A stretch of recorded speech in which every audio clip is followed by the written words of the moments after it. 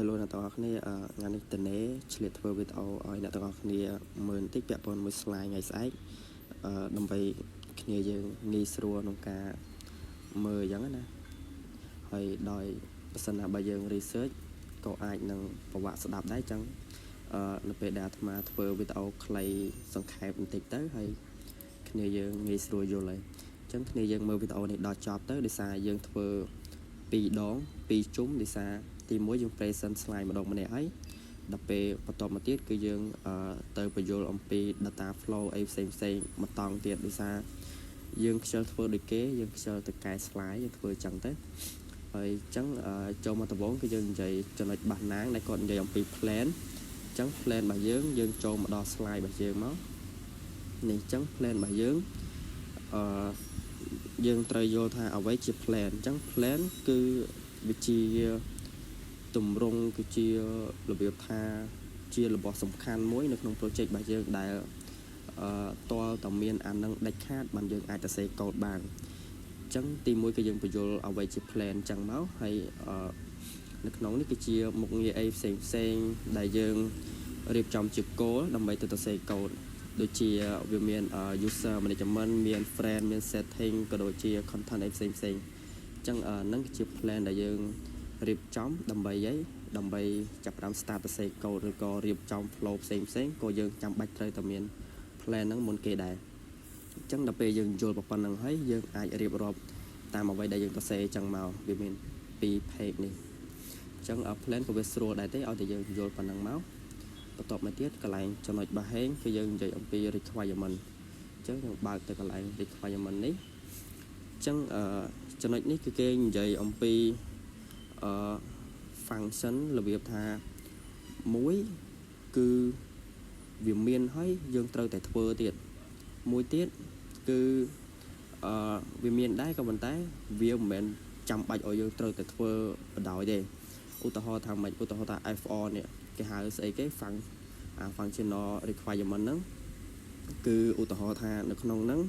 ដើម្បីយើងចូលទៅ home page ឬក៏ post អីបានគឺយើងត្រូវតែregister login ចឹងទៅដើម្បីយើងអាចទៅធ្វើការផ្សេងបន្តទៀតដូចជា post ដូចជាអីផ្សេងចឹងទៅចំណែកអានេះគឺវាមានដែរក៏ប៉ុន្តែសួរថា user ហ្នឹងក៏ចង់ធ្វើក៏អត់អីក៏អត់បានន័យថាវាមិនចាំបាច់ត្រូវតែធ្វើបដ ாய் ទេឧទាហរណ៍ថាម៉េចឧទាហរណ៍ថានៅក្នុងproject របស់យើងมันមានអា mood នេះមួយអញ្ចឹងអ្នកទាំងអស់គ្នាមិនចាំបាច់ថាចូលមកត្រូវតែចុចអាហ្នឹងហ្មងទេវាមាន function ដូចគ្នាសួរថាយើងចាំបាច់អត់វាអត់ក៏ប៉ុន្តែវាជា usability របៀបថាធ្វើយ៉ាងណាដើម្បីឲ្យគ្នាយើងងាយស្រួលមើលយ៉ាងទៅអញ្ចឹងអាហ្នឹងចាំបាច់ក៏បានបានន័យថាយើងចុចក៏បានអត់ក៏បានដូចជា security ឬក៏អីផ្សេងអញ្ចឹងយើងដឹងថាវាក៏តម្រូវការដែរ security ឬក៏អីផ្សេងហ្នឹងតែសួរថាយើងធ្វើក៏បានអត់ក៏បានអត់មានអ្នកគេមកបង្ខំយើងទេអាហ្នឹងគឺជា non functional នេះទី2នេះអញ្ចឹងពីរហ្នឹងវាខុសគ្នាតែបន្តិចទេបន្តមកទៀតកន្លែងសរតគាត់និយាយអំពីអីគេ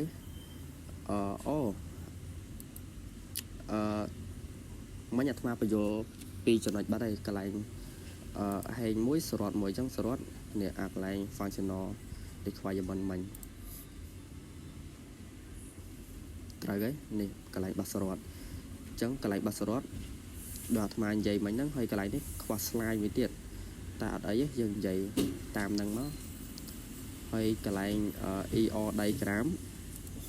យើងចូលមកមើល ER diagram បាសដំអញ្ចឹង ER diagram របស់យើងក៏វាជាចំណុចសំខាន់នៅក្នុង project របស់យើងដែរវាប្រៀបបាត់ដូចជា main table នៅក្នុងហ្នឹងមួយដែលគេ select យករបស់សំខាន់ដូចជា user post អីផ្សេងដើម្បីយកទៅធ្វើជា flow ជា diagram របស់យើងអញ្ចឹង ER នេះវាប្រៀបដូចជា relationship schema អញ្ចឹងគឺវាគេហៅថាជារបស់សំខាន់ណានិយាយទៅអាត្មាប្រវត្តិបញ្យល់ដែរគ្នាយើងចាំ research តាមក្រោយទៅអញ្ចឹង slide របស់យើងគឺយើងធ្វើសង្ខេបខ្លីប៉ុណ្ណឹងទេតិចតួចទេហើយបន្តមកទៀតគឺយើងចូលមកមើល flow របស់យើង ចឹង flow របស់យើងមើលតាមឈ្មោះគ្នាយើងមកឧទាហរណ៍ណាគាត់និយាយអីគេ context diagram ចឹង context diagram នេះចឹងយើងចូលកន្លែង context diagram មកយើងមើលរូបពយល់តាមនឹងមកដូចជាកន្លែងនេះវាមាន system database មួយសម្រាប់ store ហើយចឹងវាមាន user មកយើងមើល flow របស់វាទី1វាមាន view data ដូចជា home page អីផ្សេងៗហ្នឹងទៅហើយ user ក៏គាត់អាចចូលទៅក្នុង system ហ្នឹងដើម្បីគាត់អាច log in post comment ក៏ដូចជា like អីផ្សេងតាមហ្នឹងណាហើយអានេះក៏យើងដាក់ឧទាហរណ៍សង្ខេបកន្លែងនេះទេហើយចំពោះ admin វាដូចតែ user ដែរហ្នឹងពីរហ្នឹងហើយ admin យើងគាត់ថាវាជារបស់យើងដែលយើងអាចគ្រប់គ្រង content ក៏ដូចជា friend អីផ្សេងតាមនឹងដែរនេះ admin របស់យើងហើយចំពោះអានេះយើងដាក់ក៏បានអត់ក៏បានដែរអត់អីទេវាគ្រាន់តែជា request មួយហើយនៅពេលដែល validation token វាចេញទៅវិញអីចឹងទៅហើយចំពោះកន្លែង storage ក៏ដូចគ្នាចំពោះកន្លែង storage របស់យើងយើង store តាមពិតទៅកន្លែង storage ហ្នឹងវា store ច្រើនតែយើងគ្រាន់តែឧទាហរណ៍កន្លែង post របស់យើងមួយទៅបានហើយដូចជាយើង upload រូបឬក៏ caption អីផ្សេងទៅយើងយក store ហ្នឹងទៅហើយក៏យើងយកអា URL ហ្នឹងបោះទៅឲ្យ system វិញអញ្ចឹងបញ្យល់ខ្លីប៉ុណ្ណឹងហើយគ្នាយើងចង្អល់សួរតាមក្រោយហើយអាចនឹង research បន្ថែមច្បាស់ជាងអាត្មាទៀតអីយ៉ាងទៅអញ្ចឹងកន្លែងហ្នឹងហើយយើងទៅមើលឈ្មោះរបស់យើងបន្តកន្លែងហេងគាត់និយាយអំពីuse case នេះយើងចូលមកមើល diagram ទាំងអស់គ្នានេះចឹងអានេះយើងក៏ស្រួលដែរយើងក៏មើលតាមនឹងដូចគ្នាមកវាមាន user វាមាន admin ជាមួយនឹង guest នេះចឹង user របស់យើងគឺគាត់មានសិទ្ធិដូចជា edit post delete ក៏ដូចជា unfriend ចោលហើយ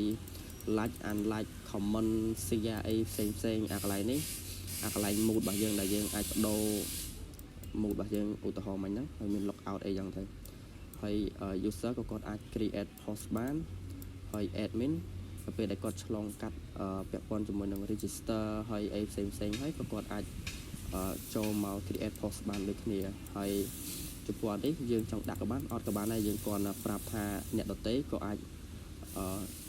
បានន័យថា profile របស់យើង public ពីណាគេក៏អាចមើលឈ្មោះ profile របស់យើងក៏ដូចជា profile image របស់យើងបានអញ្ចឹងទៅអញ្ចឹងអានេះយើងមើលទៅរឿងច្រើនតិចតែស្រួលទេបន្តមកទៀតយើងចូលមកមើលឈ្មោះណាគេបន្តនេះកន្លែងសរុបគាត់និយាយ sequence អញ្ចឹងកន្លែង sequence ក៏ស្រួលដូចគ្នាដែរអញ្ចឹងកន្លែង sequence របស់យើងវាមាន user មាន system មាន order user អញ្ចឹងទៅsorry វាមាន other user អញ្ចឹងទៅហើយនៅពេលដែលយើងចូលមកយើងនិយាយអំពីមួយ function វានេះជាប្រអប់នេះអញ្ចឹងuser គាត់អាច sign in ហើយបន្ទាប់ពី sign in ចូល system ហើយ system ក៏បោះ account ឲ្យ user មួយបានន័យថាគាត់បាន create account ហើយបន្ទាប់មកទៀតនៅពេលដែលយើង create account register ហើយក៏វាមិនមែនចូល home page ភ្លាមដែរគឺយើងត្រូវការទាញ email ក៏ដូចជា password ហ្នឹងមក log in ម្ដងទៀតអញ្ចឹងអាហ្នឹងមក block ហើយចូលមកដល់កន្លែងនេះនៅពេលដែល log in success ហើយវា display home page អីផ្សេងមាន click log out អីណាអញ្ចឹងមកអានេះស្រួលទេគាត់ឲ្យគេនិយាយអំពីដំណើរការរបស់ function នេះនៅពេលដែលយើងចុច click អីចឹងណាវាដូចគ្នាហើយស្រួលទេវាអត់មានអីវ៉ាក់ទេដូចជា share comment អីណា submit អីទៅនេះអញ្ចឹងចំពោះ sequence នេះវាស្រួលជាងគេគាត់ថាយើងមើលទៅវារឿងច្រើនតិចហើយបន្ទាប់មកទៀតកន្លែងDOM គាត់និយាយអំពី ER របស់យើង ER នេះគឺយើងមិនបាច់រៀបរាប់ទាំងអស់ក៏បានដែរយើងគាត់ប្រាប់ថាអានេះ user របស់យើងហើយ user របស់យើងមានគេហៅថា field ផ្សេងនៅក្នុងហ្នឹងដូចជា user ID email អីណានៃ primary key អញ្ចឹងទៅហើយយើងក៏បញ្យល់សង្ខេបអញ្ចឹងទៅឧទាហរណ៍អញ្ចឹងទៅហើយ user គាត់អាច create post អីណានៃនេះមាន post ID អីណានៃព្រោះអីហ ហេតុអីបានយើងបង្ហាញអាហ្នឹងទៅដោយសារវាពាក់ព័ន្ធជាមួយនឹង primary key ដើម្បី connect គ្នាជាមួយនឹងការផុសរបស់យើងក៏ដូចជា add friend ផ្សេងក៏វាពាក់ព័ន្ធជាមួយ ER ទាំងអស់ចឹង ER ក៏វារៀងញ៉ៃញ៉ៃជាងគេដែរដោយសារវាពាក់ព័ន្ធជាមួយនឹង database របស់យើងហើយនេះវាដូចជា comment អីនេះនៅពេលដែលយើង create ផុសហើយយើងមាន comment ចាប់តាមរយៈ comment ID ហើយ user របស់យើងផ្សេងក៏អាចចូលមក comment បានអីយ៉ាងទៅហើយ post របស់យើងក៏អាច comment ខ្លួនឯងបានដូចគ្នាហើយអានេះគឺជា friendship របស់យើងគ្រាន់តែយើង search add ចឹងទៅហើយប៉ះ primary key foreign key អីនេះទៅហើយយើងត្រូវការ status អារងចាំរបស់យើងហ្នឹងដូចជាមាន heading ដើម្បីឲ្យ user ផ្សេងគាត់ accept ចឹងទៅហើយដល់ពេលទទួល friend មានតំណែង friend មួយគ្នាហើយក៏គាត់អាច remove ចេញមកវិញបានដែរហើយចំពោះ like ក៏វាដូចគ្នាវាមានតែពីរឯងមួយ like មួយ unlike តែប៉ុណ្្នឹងឯងហើយចំពោះ share ក៏យើងបញ្យល់សង្ខេបទៅមិនបាច់ទៅរៀបរាប់ស្អីណាណៃហ្នឹងទេគ្រាន់តែប្រាប់ថា user របស់យើងក៏គាត់អាចមក share អីចឹងទៅហើយនៅពេលដែលយើង share ទៅឧទាហរណ៍ថា friend របស់យើងនរណាម្នាក់ចូលមក share គឺ share បានដូចគ្នាហើយដាក់ពាក្យថា share by នរណាគេចឹងទៅ share ដោយនរណាគេចឹងទៅចឹងយើងបញ្យល់សង្ខេបទៅប៉ុណ្ណឹងបានហើយដើម្បីឲ្យគ្នាយើងបើសិនណាបាក់កន្លែងណាឆ្ងល់អាចសួរឬក៏អាច research បន្ថែមទៅក៏ល្អដែរ